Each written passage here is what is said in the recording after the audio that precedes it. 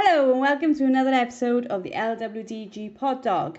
Now this is out on an unusual day. Normally we bring our pod dog to you on a Friday. This is coming out on a Monday because it's a recording from our free access course, Your Dog and Fireworks. Now lots of people want to get their dogs ready for Bonfire Night, and we thought it might be nice for you to listen in as our featured experts as they discuss what you can do to ensure your dog is safe and happy. The video and the podcast is available to everyone. You can find the video over on our resources at www.thelwdg.com. This course was recorded last year and we do mention some products in there. Hopefully you can still get access to those products if you need them. But if not, please contact us and I'm sure we can give you alternatives that you can use instead.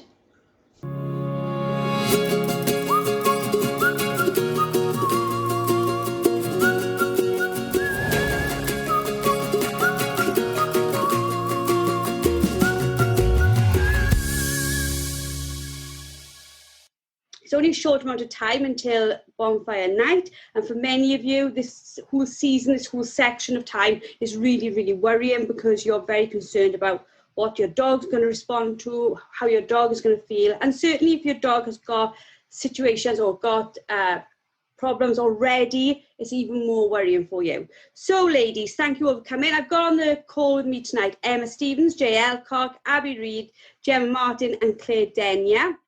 They are going to impart to us their absolute wisdom around this topic. Who would like to start with, what are the signs that people should be looking for to say that their dog is having a challenge, a bit of an issue with fireworks? What are they all sort of running around the room frantically, or is it different things that you should be looking for that may be quite noticeable or quite not noticeable? If I say a few that I had with my dog, and then the others could all share things they've seen personally, because I think it's so variable from dog to dog. So when Indy was fearful, she would literally freeze, curl up in a ball and would wet herself, which is horrendous because if you didn't know her, you would think she was just sleeping.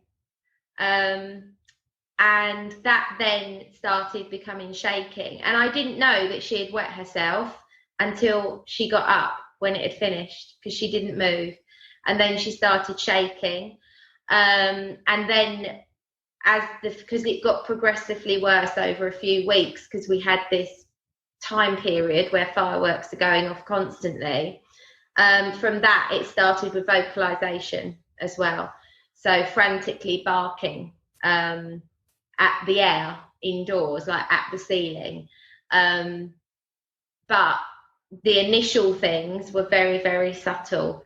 And I was like, oh, that's strange. Indy's like curled up and not moving, and there's all this sound outside, and she was actually traumatized and didn't move. Yeah, and I think, Claire, that's so important to show that there is this massive. It's very similar to the pyramid of aggression. That you kind of do get this pyramid of fear as well.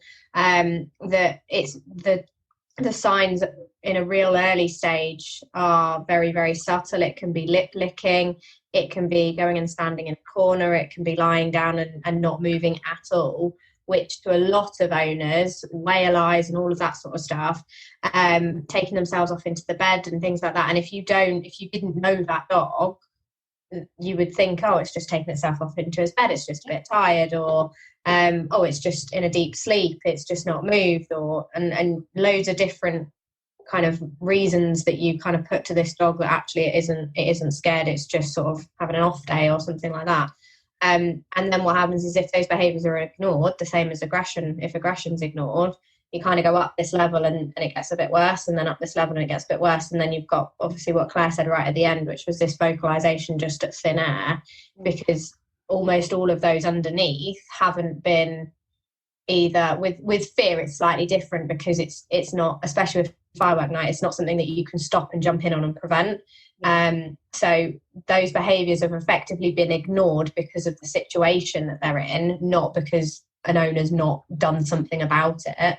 But you get this kind of escalation up into the point where they're right up here, and it's very, very difficult to get them to recover and calm back down again. Yeah, the cortisol just keeps getting flooded in, doesn't it, over and over again, each time, to the point that they can't cope with it and they spill over into work. How long it takes a dog's adrenaline and everything to come down. You're talking days when the fireworks are repeating night after night for a progressive time.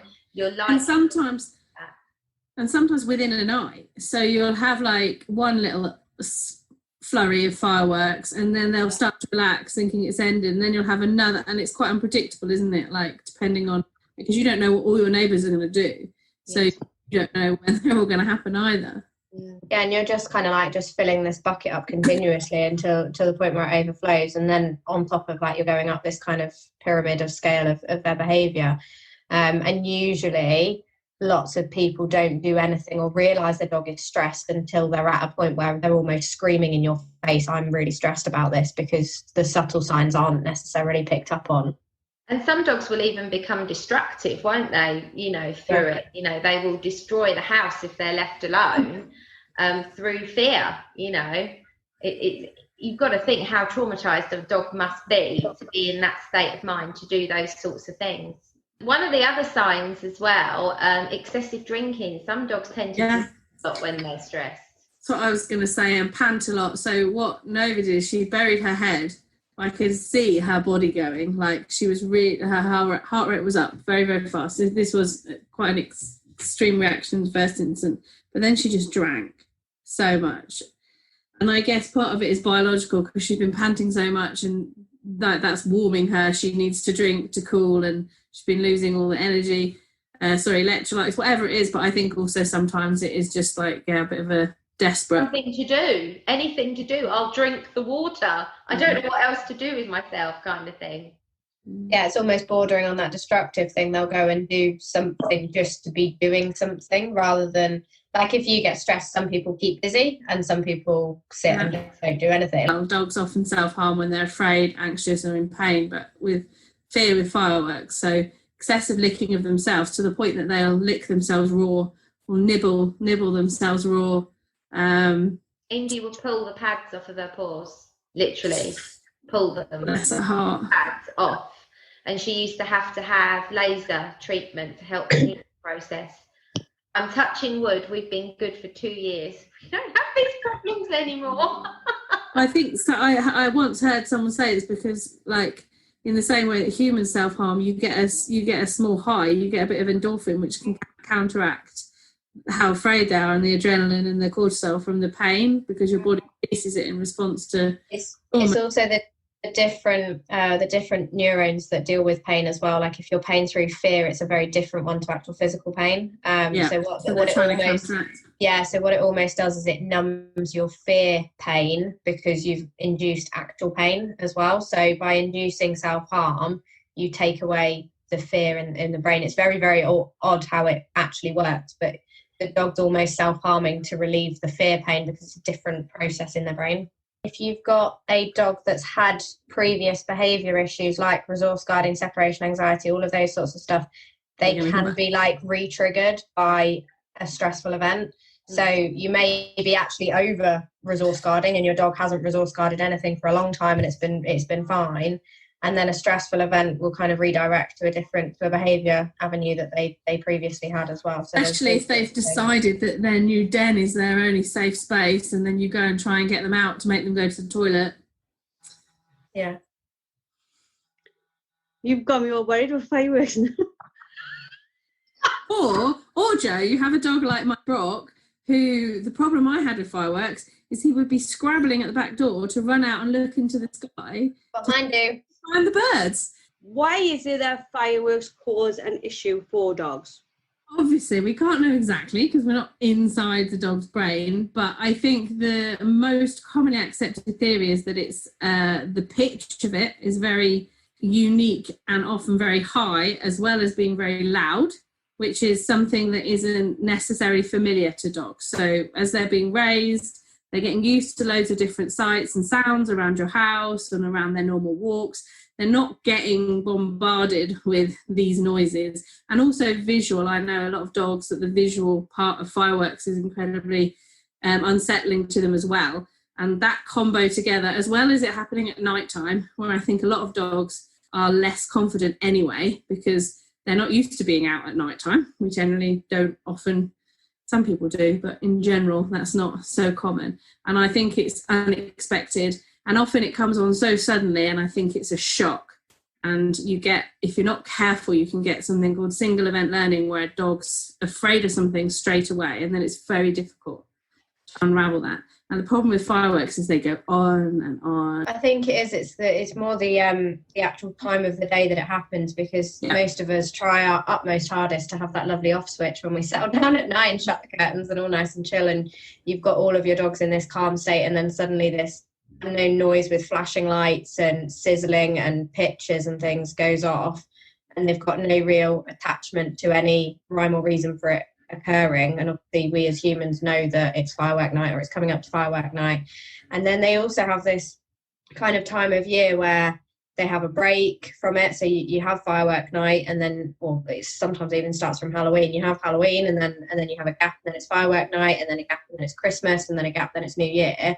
And then you're kind of almost coming into that spring, summer, where the light disappears and it goes all light again. So what you can also run the risk of is a dog being actually scared of the dark, because they associate the dark with fireworks and this loud noises and things like that, rather than actually it just being firework night.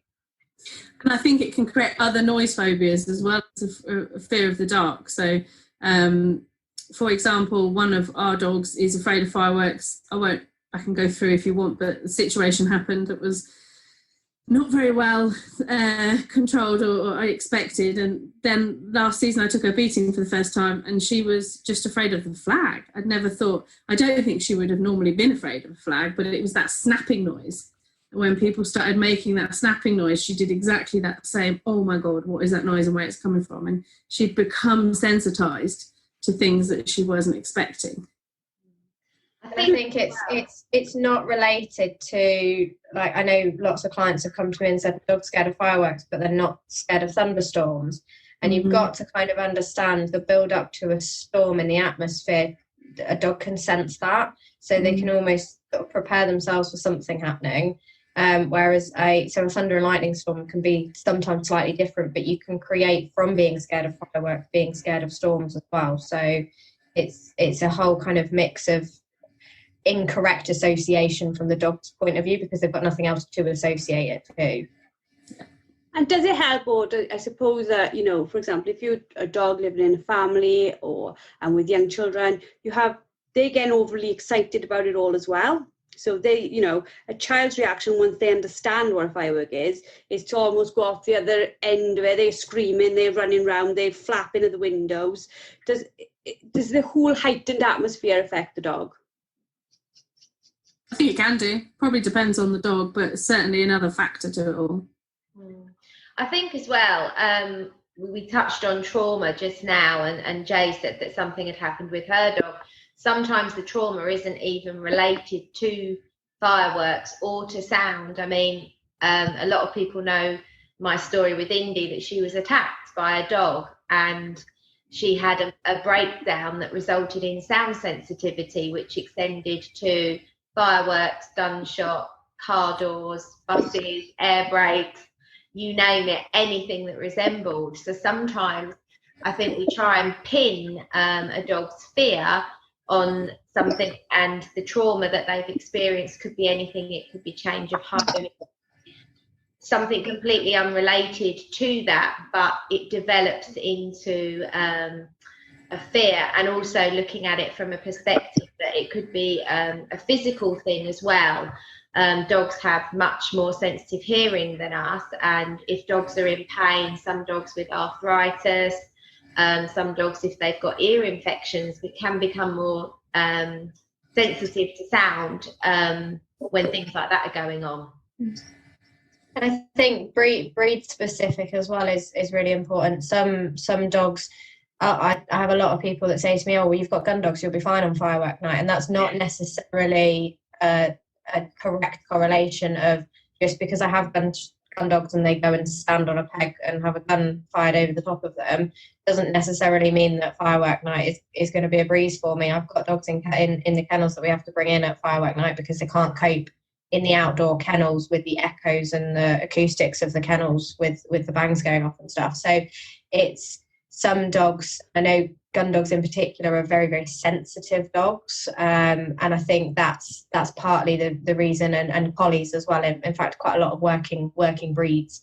can be very sensitive, and I think personalities as well have to be kind of taken into consideration of then how you overcome or channel that firework nights or those loud noises into training, and into, if you need to do desensitization programs into that as well, it's taking in the personality of the dog into account as well.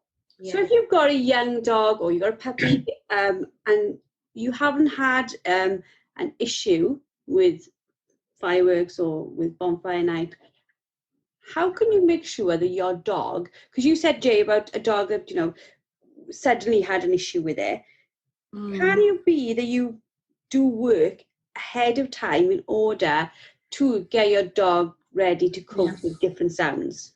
Yeah, when we breed litters, we play the noise to them when they're in the nest, because that's when they've got mum, they've got all the pheromones that mum gives off that basically is helping them to deal. Obviously, there are periods within the time they're in the nest where they all become a bit more sensitive, and you would avoid those periods. But broadly speaking, they're quite receptive to learning new sounds. So we play the sounds of all sorts of different things to them when we have puppies on the ground. But when you get your pup home, it'll be good. It's good to just play sounds of traffic, sounds of thunderstorms, sounds of gunshots, sounds of fireworks quietly. So they're there in the background, but they're not loud enough to cause any kind of shock or fear, or a reaction that could be negative.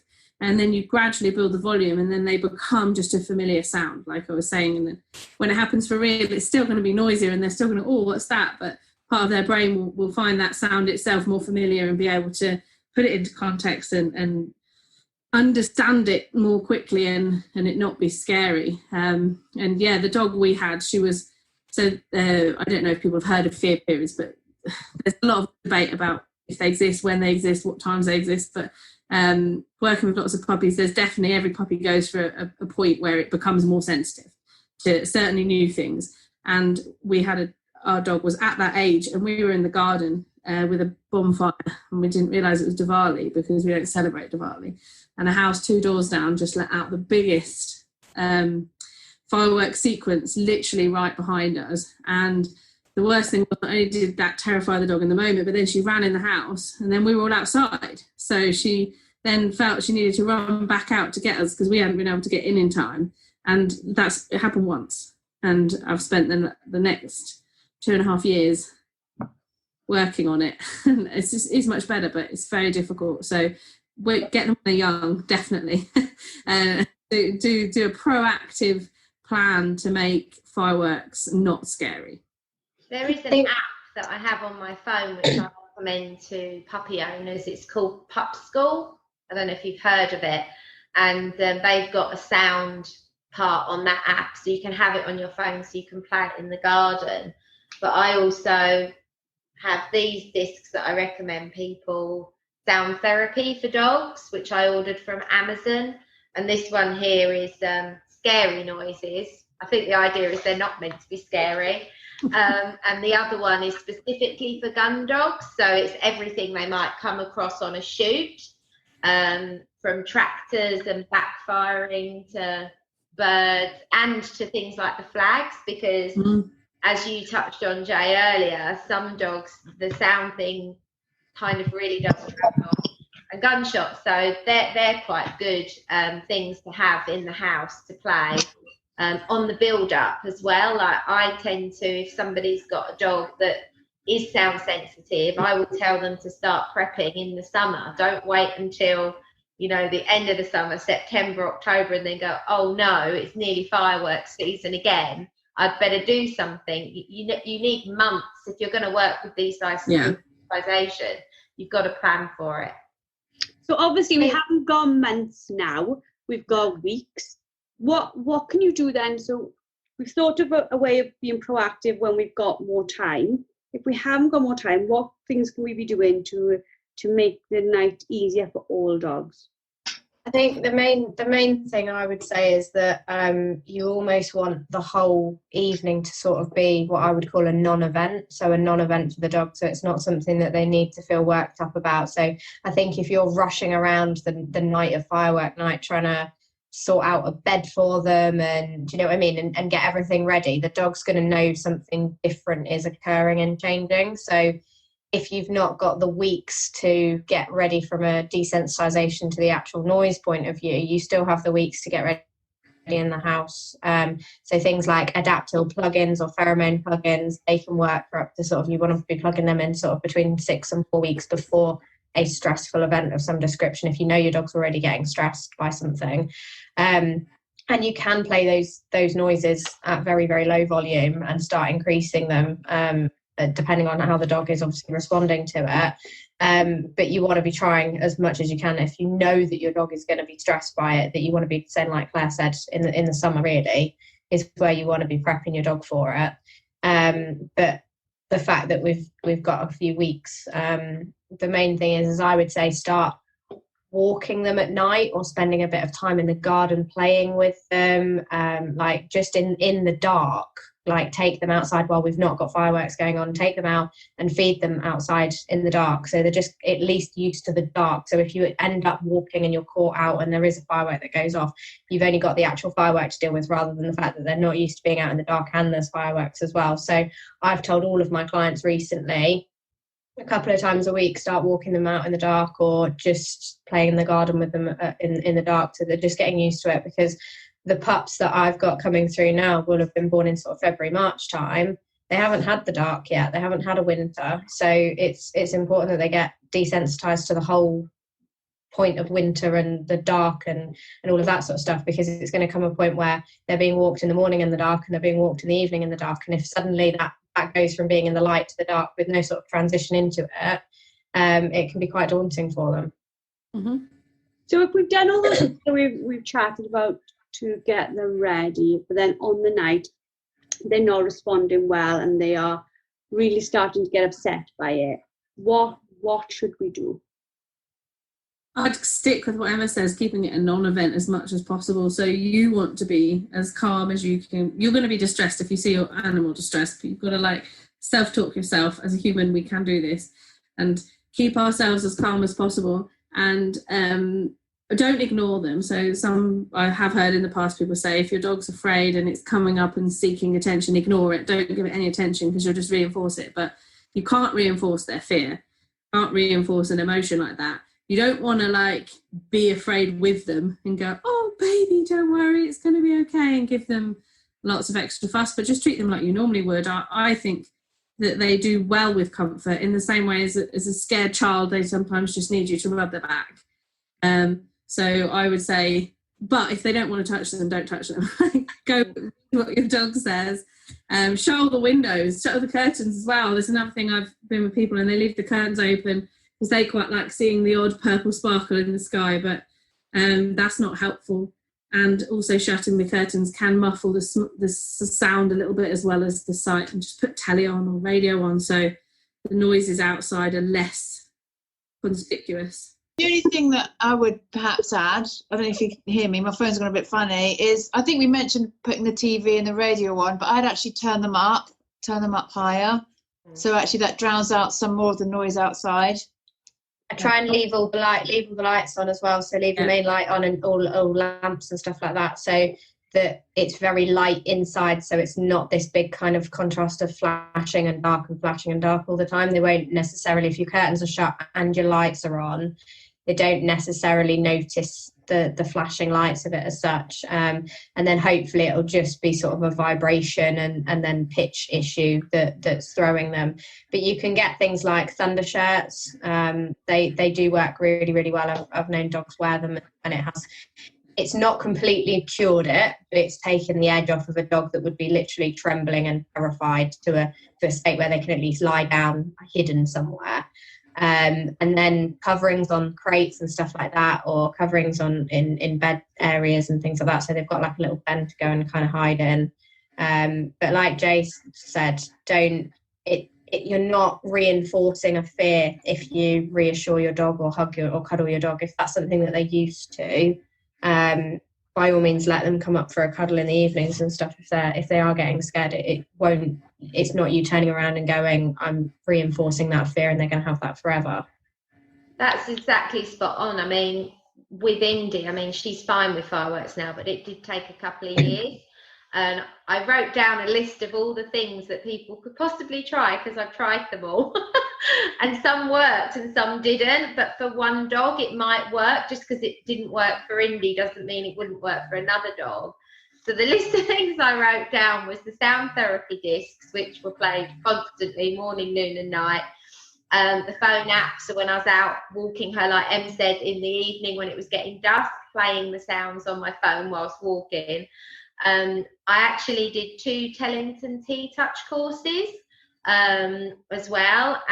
Indy wasn't a fan of it personally. She's not a touchy-feely dog.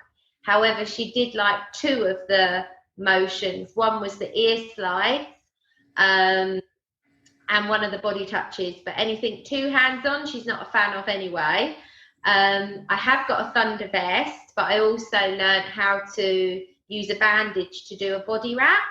And the body wrap I actually found more effective than the vest on her, because it's on very specific pressure points. So it's something that's worth learning about. I also went and did a course on the Bax flower remedies as well. So it's a bit like using Rescue Remedy for dogs, but they are just individual oils. They're like Bax Remedy ones. And I went on the course with my dog, and the dog chooses the oil that suits them. That was quite fascinating. She wanted to eat one of them. And that was the one that I used with her on the fireworks night. But the thing is, when you're using so many multiple things, you're not quite sure which one, was it the full package that got you there, or was one particular thing more useful than the other? And I think it will be different for every dog. And I found that doing that for a couple of years, and now I play with her with a tennis ball in the garden while fireworks are going off. So it can be done, but I'm not saying it can be done with every dog, but it's certainly not easy. But bear in mind, all those lists of things that I put into the program, that's a lot of work. So I think it depends how much people want to put into it. But I mean, I went for the Bax Remedy, but some people use aromatherapy, essential oils, homeopathic ones, but I just went with the Bax Flower Rescue ones. So, but they're just ideas for people to look into. Yeah, they mentioned about using a sedative drug. I can't remember which one it was, but I thought, from a behaviourist, I was like, hang on, but won't that be bad? Because if and I hate using sedatives for fear-based stuff, because I mean, if you've ever been sedated yourself, you are very aware of what's going on around you, but you cannot do anything about it. And I think for a fearful, if you know that the behaviour is coming out because it's fear, the worst thing you can do is completely trap your dog in its own body while it's in a fearful state. From knowing how sedation actually chemically affects the brain, and knowing how I feel myself when when I've had sedation, I don't think I would want to do that. I agree. So yeah, no, that would not be something I would ever really recommend. I was only going to say, if somebody wanted to try a thunder shirt and hadn't got one, the tight sort of drying coats work well. We use it on my housemate's dog, and that seems to help him when he's stressed about noises. And he also has CBD, which I don't know how you guys feel about, but it helps him when he's stressed or anxious about stuff. So is that CBD can be used for dogs? Oh, that's interesting to know. CBD is totally different. We're talking about actual medical sedation, where they go to the vets and they're sedated, and then they come home again in that sedated state, which also is actually really, really dangerous as well, because if you've got a dog in a sedated state, everything drops, heart rate, rest rates, everything like that, while they're also in that stress state and their whole body's fighting the sedation the whole way through. And we've had dogs go into kind of all sorts of difficult heart failures and all sorts of things like that in vet practices where they're being actually monitored by a vet or a vet nurse, and they've reacted to the sedation because they fought it so much. This is fireworks sedation where they sedated and they meant to stay in that state. You can get drugs for it as well. Like you can get all the anti-anxiety medications, but some of the anti-anxiety medications that vets have prescribed in the past, where I've known, if you look into detail into what they are, they're essentially sedatives. And we had, I'm thinking of one specific case, and she developed loads of additional issues, and in the end we took her off all medication, and actually she was better. She was more afraid, but it was like a legitimate, we could figure out exactly what it was. And she was really afraid of hot air balloons, actually, was one of her massive things. And then she'd associated that just with being outside, and it had got really, really bad. And again, I think a lot of it was because she ended up on anti-anxiety medication all the time. And I don't think it helped. I think it was a real vicious cycle. It's not the same as sedation, but again, I think it's going to be long-term drug use. I can think of two that spring to mind that have like a sedative effect, being skullcap and valerian. Yeah. People use them together. People use them together usually. So obviously people should speak to their vet before using them, surely. They should, but I think you can get them without. Yeah, I think you can get them. You can get them without a vet prescription. And you can also get medications that aren't for sedation, like that are for pain, that have a sedative effect. Sedative effect. Like gabapentin, for example. If you've got a dog on a lot of pain, a lot of gabapentin, my dog that has a sedative effect, he's not afraid of fireworks, it's not a problem. But it just made me think about the fact that could compromise them even more on firework night, or if they have a lot of metacam because they've got hip dysplasia, and that in high doses can be a little bit, it's not sedative, but have a sort of a similar effect perhaps. I've got PTSD, right, from my first brain tumor operation, because they found it on the one day, and 2 days later they had me in and did a 6 hour op, and then 4 days later on Christmas Eve they let me home. So within 6 days my entire world had turned upside down, and it was horrific. And my PTSD would be triggered by, at the time I was a fitness instructor, and for no reason whatsoever, I wasn't having a class when they found my tumour, I didn't have a fit, nothing to do with anything at all. I tried to go back to just Zumba just to get fit and try to do things, and I would sweat out of my palms. I've never had it in anything else, right? And it was literally like my whole body would go into absolute meltdown when I would hear the music, and I couldn't work it out. And the psychologist said to me, what's happened is because you were teaching Zumba around the same time they found the tumour, your brain is incorrectly connected two things together, even though they had nothing to do with each other. They connected, now one triggers the other. And like, I'm always fascinated. People think things have to happen together at the same time, but they don't. They just need to have some reasoning why your mind is putting them together. And that's the thing, dogs can have incorrect association with different triggers, which make it obviously very difficult for the owners to figure out the triggers, and obviously really, really difficult for behaviourists to figure out the triggers. You also then couple in sedation, you would have no idea really what those triggers are because the dog can't actually physically show you. So I suppose if you have got a dog that is absolutely terrified, you do want to try anything and everything to get them through it, because you don't want to see any dog suffer. So what we're saying is proactive if you've got time, from literally from birth, using the time to make sure you're getting your dog used to the sounds. If you've got a dog coming from a breeder, ask the breeder to get them used to the sounds, so they've got it there when mum is there. Using the apps, taking them out in the night, making sure that you give them as much exposure as you can at a sensible level to what they're going to come into contact with. So going forward, we're talking about being proactive rather than reactive, but that when we need to be reactive, we look at all the different options available. Is that right? Yeah. Fabulous. Okay, well, I hope you all enjoyed that. It's a short video from our lovely featured experts. If you want to see more of their featured more of the featured experts, you can find them in the Ladies Working Dog group on Facebook. They all have their own websites. I'm going to put the links below so that you can find them on those. And thank you, ladies. And hopefully next month we'll cover another topic. Speak to you all soon.